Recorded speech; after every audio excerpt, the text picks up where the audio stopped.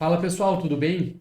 Vamos fazer a correção da nossa prova aí do primeiro bimestre 2025-1, tá? Eu já anuncio para vocês de forma antecipada que eu eliminei duas questões, não, anulei de ofício duas questões que quando eu percebi ali, fui fazer o teste de validade, como eram questões de elaboração própria, eu percebi que tinham equívocos e por isso eu acabei anulando. Então agora eu já vou apresentar para vocês, inclusive, a justificativa para anulação e nesse caso todo mundo que errou vai ter uma pontuação extra creditada aí, tá bom? Então vamos começar das questões estão aí na tela para vocês, né? Deixa eu já abrir. À luz do princípio, ou à luz da principiologia processual penal, considere as assertivas abaixo. Nessa questão aqui, eu trago vários tópicos aí espalhados dentro de princípios contraditório, ampla defesa, presunção de inocência, aquilo que a gente viu na primeira parte da nossa disciplina. Né? E o primeiro, o contraditório substancial exige não apenas ciência e participação das partes, mas também a possibilidade de influência real na formação do convencimento judicial. Exatamente. O contraditório ele demanda ciência e reação, a possibilidade de que as partes trabalhem na formação do convencimento do juiz. Não é uma formalidade, mas muito mais que uma formalidade é a possibilidade de participação efetiva. 2. O princípio do estado de inocência impede que elementos colhidos exclusivamente na fase inquisitorial em base em decreto condenatório. Aqui é falso, por quê? Porque nós temos, embora nós tenhamos o princípio da presunção de inocência, nada impede que esses elementos colhidos na etapa da investigação preliminar sejam utilizados para uma condenação, desde que eles venham com outros elementos somados. É o que diz o artigo 155 do Código de Processo Penal. Ele fala que o juiz não pode condenar exclusivamente com base em elementos informativos, mas não impede que esses elementos sejam utilizados, desde com o reforço retórico. 3. A ampla defesa compreende o exercício da defesa técnica e da autodefesa, sendo a última irrenunciável. E aqui está o equívoco, tá, pessoal? Eu posso abrir mão da autodefesa, tá? Não há problema algum. Então, essa assertiva aqui, ela é falsa porque eu posso abdicar da autodefesa. O que eu não posso fazer eu tenho obrigatoriamente de conceder ao investigado a chance de se defender, de apresentar a sua versão sobre os fatos.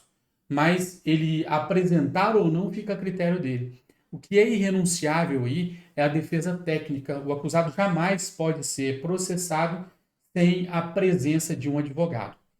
Então, essa assertiva estaria falsa e por isso a gente a questão apresenta um furo aí, tá bom? Essa questão então foi anulada. O direito ao silêncio decorre do princípio nemo tenetur sed tegere, mas a sua utilização pode ser valorada negativamente pelo julgador, desde que de forma não exclusiva. Falso, tá? O juiz não pode usar isto como elemento para embasar uma sentença condenatória. O silêncio não pode ser valorado negativamente.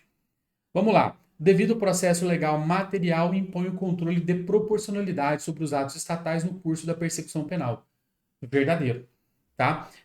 Lembram que o devido processo legal ele tem duas vertentes. A primeira é a substancial, o material que fala sobre o princípio da proporcionalidade.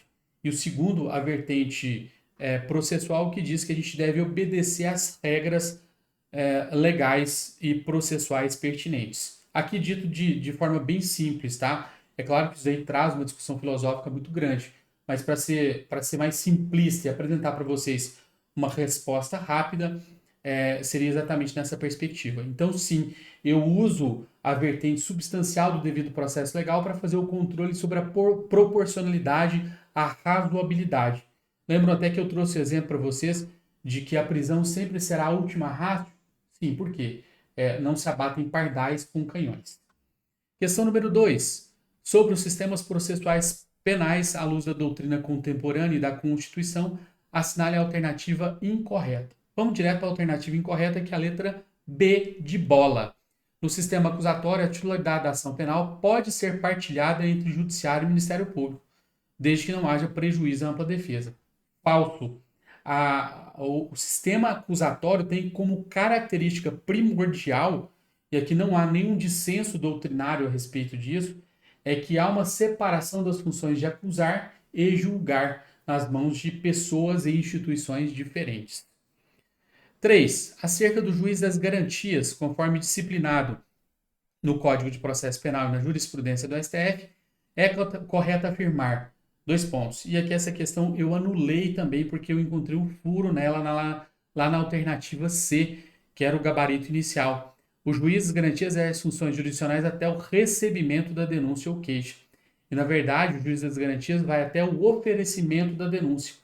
Com a declaração de inconstitucionalidade no julgamento daquelas ADIs que eu mencionei em sala de aula, o STF fez uma leitura do juiz das garantias para dizer que ele oficia até o oferecimento da denúncia.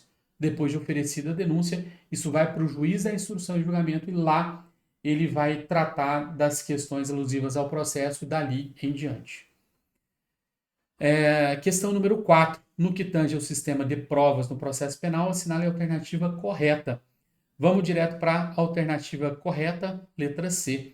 A teoria da descoberta inevitável constitui exceção à exclusão da prova ilícita, desde que demonstrado que a mesma seria obtida por meios lícitos e independentes. Nós estudamos que tem o princípio que veda a utilização da inadmissibilidade das provas ilícitas no processo penal, de modo que as provas reputadas lícitas elas devem ser desentranhadas do processo. A gente não pode usar essas provas no processo penal. Artigo 157 do Código de Processo Penal. Mas, e antes disso, as provas derivadas das provas ilícitas são também consideradas provas ilícitas. É a teoria dos frutos da árvore envenenada.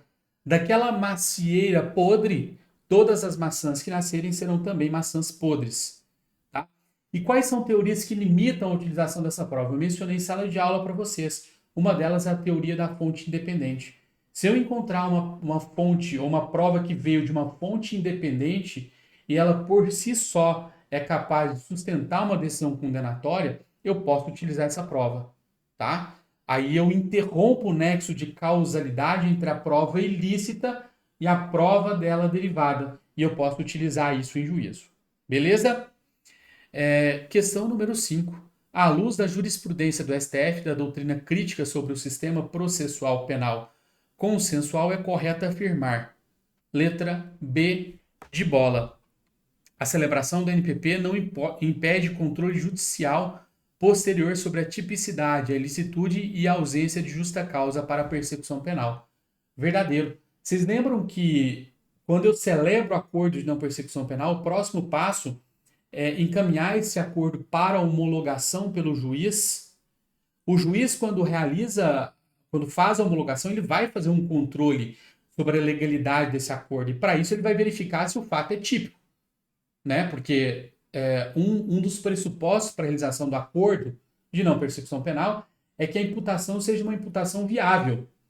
Lembra lá do artigo 28A do CPP? A primeira parte do dispositivo vai dizer não sendo o caso de arquivamento. Ou seja, eu preciso verificar a viabilidade daquela persecução penal, a existência de materialidade e autoria. E a materialidade que pressupõe, inclusive, que o fato não seja insignificante, porque aí a gente afasta pela atipicidade material.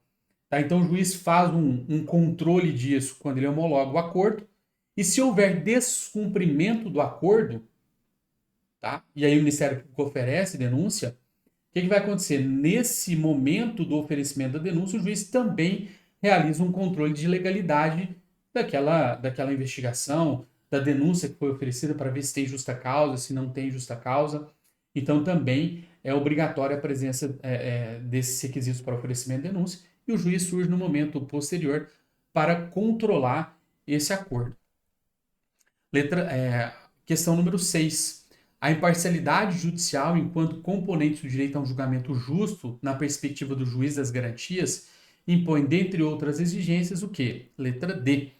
A impossibilidade de que o mesmo magistrado que decidiu sobre medidas invasivas da investigação atuar na instrução ou julgamento da ação penal. Verdadeiro. E aqui prestem atenção, por quê? Porque no caput, no enunciado da questão, na perspectiva do juiz das garantias. E aí, a análise que você tem que fazer dessa questão é a partir do juiz das garantias. E o juiz das garantias diz o quê? Olha, o juiz que trabalha na primeira fase do processo, na fase das garantias, ele está contaminado e não pode julgar depois desse processo. E aí a gente cria uma outra figura que é o juiz da instrução e julgamento. Então, na perspectiva do juiz das garantias, a letra D é a alternativa correta. Finalmente, letra E. E aqui nós vamos para, em relação ao devido processo legal e sua dupla dimensão, analise as proposições abaixo. Dimensões do devido processo legal: dimensão material e dimensão processual ou procedimental. A resposta correta aqui vai ser a letra B. As proposições 2, 3 e 4 estão corretas. Vamos lá. Número 1. Devido processo legal formal, devido processo formal, exige que o procedimento obedeça rito previsto em lei, sem tolerância a flexibilizações motivadas. Falso. Lembram que as nulidades no processo penal, elas são absolutas ou relativas. Nulidades relativas, que são de só menos importância, elas permitem a convalidação. Ou seja, existe uma irregularidade, mas essa irregularidade ela pode ser superada, pode ser contornada. Então, as regras admitem sim flexibilização. 2. O devido processo legal material ou substancial impõe que os atos estatais sejam avaliados sob o crivo da razoabilidade e proporcionalidade. Exatamente. Não se abatem pardais com canhões. E aqui a gente vai avaliar no processo se a medida adotada pelo juiz é uma medida razoável, proporcional ao fim que se busca. 3. O princípio da proteção deficiente decorre diretamente da dimensão substancial do devido processo legal. Verdadeiro. O princípio da proporcionalidade ele é avaliado em duas vertentes: proibição de excesso e proibição da proteção deficiente. Eu não posso cometer excessos, mas também não posso trazer uma proteção que seja minimamente eficiente à tutela daquele bem jurídico. 4. A cláusula do fair trial compreende tanto garantias institucionais, como o juiz natural, quanto procedimentais, como o contraditório e a ampla defesa, e a defesa. Verdadeiro. Julgamento justo. O fair vem de justo, né? Então, o julgamento do fair trial, ele pressupõe que eu tenha garantias institucionais que dizem respeito às instituições, juiz, membro do Ministério Público, Defensoria Pública, autoridade policial, e mais do que isso, que existam também garantias procedimentais, que é, por exemplo, o contraditório, que seja ouvida a outra parte, que é, por exemplo, a ampla defesa, a possibilidade de que a defesa efetivamente se defenda e fale sobre tudo o que lhe interessa no processo. Item 5. A interpretação extensiva em malam partem também é admitida em favor da eficiência punitiva. Falso. Não vou nem continuar com isso daí, tá?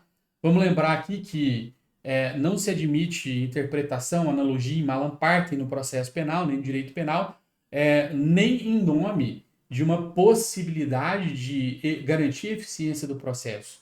Não. Não é isso que se apregou um processo penal justo e democrático. Tá bom? Então, gabarito letra B de bola. Vamos falar agora rapidamente sobre as questões abertas. Então, a gente trata agora as questões abertas sobre o Ministério Público no processo penal. Responda as assertivas. Pode o Ministério Público promover por si atos de investigação por inquérito policial? A resposta que eu quero é uma resposta completa, tá, pessoal? O que tem que ter essa resposta?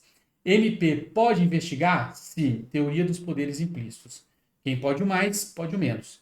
Quem pode desenvolver aí a atividade do controle externo da atividade policial, pode o menos, que é investigar. Quem pode o mais, que é denunciar, pode o menos, que é investigar. Então, o MP, ele tem poder para investigar no processo penal? Tem. Não há dúvida quanto a isso. Mas ele faz por meio de inquérito policial? E aqui a resposta é não. MP não investiga por inquérito policial. O inquérito ele é exclusivo da autoridade policial, delegado de polícia. Lei 12.830 de 2013. Ministério Público investiga por meio de procedimento investigatório criminal, o PIC, que vem regulamentado lá na resolução 181 do Conselho Nacional do Ministério Público. Beleza? Letra B. Pode o Ministério Público, após denunciar o acusado, pedir a sua absolvição? Em caso positivo, o juiz fica vinculado a este pedido? Justifique. O MP pode? Pode. Eu ofereço denúncia porque eu vislumbro a existência de materialidade e autoria, mas no meio do caminho eu não me convenço de que aquilo lá realmente aconteceu. Posso pedir absolvição? Não só posso, como devo. É bom lembrar que o Ministério Público ele é o fiscal da ordem jurídica. Antes de ser parte, ele é fiscal da ordem jurídica, ele é custos juris. E a ele interessa tanto e na mesma medida a condenação do culpado quanto a absolvição do inocente. Então, se ele percebe que há uma situação em que a história não está bem explicada, ele não só pode, como deve pedir absolvição. E atenção, porque isso não vincula o juiz. O juiz tem plena liberdade para, querendo condenar, mesmo que o titular da ação penal peça absolvição. Por mais estranho que isso possa parecer, é decorrência do nosso sistema. O juiz julga, e o juiz vai julgar mesmo que o Ministério Público tenha pedido a absolvição. Tá bom? Número 9. O juiz pode discordar do pedido de arquivamento de inquérito formulado pelo Ministério Público? Pode. Vamos lembrar aqui de como é feito esse pedido de arquivamento. Primeira questão. Delegado pode arquivar no âmbito da delegacia? Não pode. Artigo 17 do Código de Processo Penal. O inquérito policial ele é indisponível. Beleza. Como é que é feito o arquivamento? Os autos são remetidos ao Ministério Público e o Ministério Público promove o arquivamento do inquérito policial. Comunica à vítima, comunica à autoridade policial e comunica ao investigado. A vítima pode interpor recurso administrativo no prazo de 30 dias, caso em que os autos são remetidos à chefia do Ministério Público, a instância revisional do Ministério Público. Depois de cumprir todas essas formalidades, o Ministério Público remete os autos ao juiz e o juiz faz um controle anômalo dessa investigação. E ele vai poder discordar do MP? Pode. E aqui a resposta completa tinha obrigatoriamente que mencionar só no caso de ilegalidade ou teratologia. O juiz não pode simplesmente discordar do membro do Ministério Público por capricho. Ele pode fazer esse controle em caso de ilegalidade ou teratologia, tá? É o que diz o STF no julgamento daquelas ADIs que eu mencionei em sala de aula. E aqui estava o ponto-chave da resposta. A resposta completa, que eu considerei com peso máximo, foi a resposta que mencionou teratologia e legalidade e que explicou todo esse item de arquivamento que é feito pelo Ministério Público, que é sujeito à homologação pelo Poder Judiciário e que pressupõe a comunicação da vítima, investigado e autoridade policial na forma do artigo 28A do CPP, com a leitura feita pelo STF a esse respeito. Finalmente, última questão, o que é o arquivamento indireto?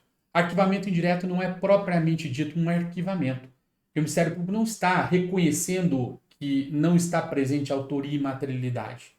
Ele se afirma sem atribuição para tocar aquela investigação. Cuidado, eu falei em sala de aula várias vezes, membro do Ministério Público, delegado de polícia, não tem competência. Eles têm atribuição. Então, atenção, atribuição é diferente de competência. Quem tem competência no processo penal é o juiz. Então, quando o Ministério Público se afirma sem competência, sem atribuição, ele está promovendo o arquivamento indireto daquilo e pede a remessa dos autos ao promotor com atribuição para oficiar naquilo lá. É um exemplo que eu dei em sala de aula. O promotor de justiça da violência doméstica e familiar olha aquilo lá e fala, olha, isso não é atribuição minha, é do promotor de justiça criminal. Remeto os autos ao promotor de justiça da vara criminal comum. Isto é um arquivamento indireto. E o que acontece? Ele tem esse nome de arquivamento porque o STF tem julgado, bem antigo, dizendo que, nesse caso, se o juiz discordar, cabe a ele aplicar o artigo 28 do CPP, adotar aquele procedimento que é típico do arquivamento do inquérito policial. Se o juiz discorda, ele remete os autos à chefia do Ministério Público, ao órgão de revisão do MP, que vai decidir qual é o promotor com atribuições para oficiar naquele feito. Tá bom? Então é isso aí. Galera, um grande abraço a todos e até a nossa próxima aula.